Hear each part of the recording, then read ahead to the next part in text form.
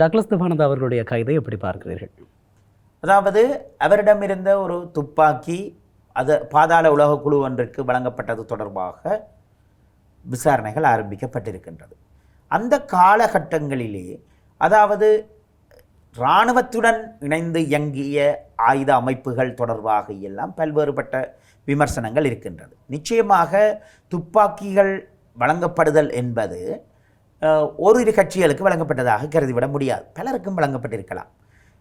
ஏன் தமிழ் மக்களிடத்திலே 4 பேரை சுடக்கூடிய மன பலமை உள்ளவராக இருந்தால் ஒரு தனிநபருக்கு கூட இராணுவ புலனாய்வாளர்களாக வழங்கப்பட்டிருக்கலாம்.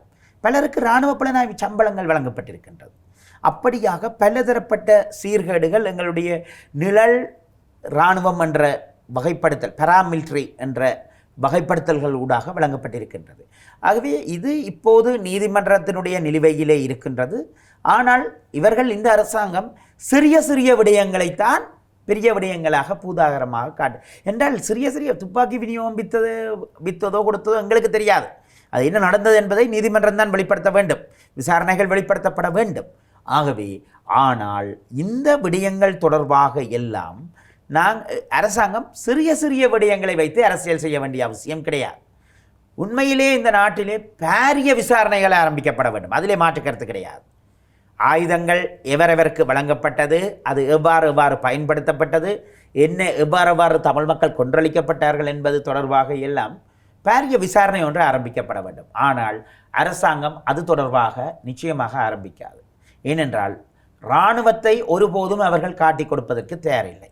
இராணுவ செலவினங்களுக்குள்ளாகத்தான் நிழல் இராணுவம் வளர்க்கப்பட்டதும் பராமரிக்கப்பட்டதும் அவர்களுக்கான ஆயுத விநியோகங்கள் இடம்பெற்றிருக்கின்றது.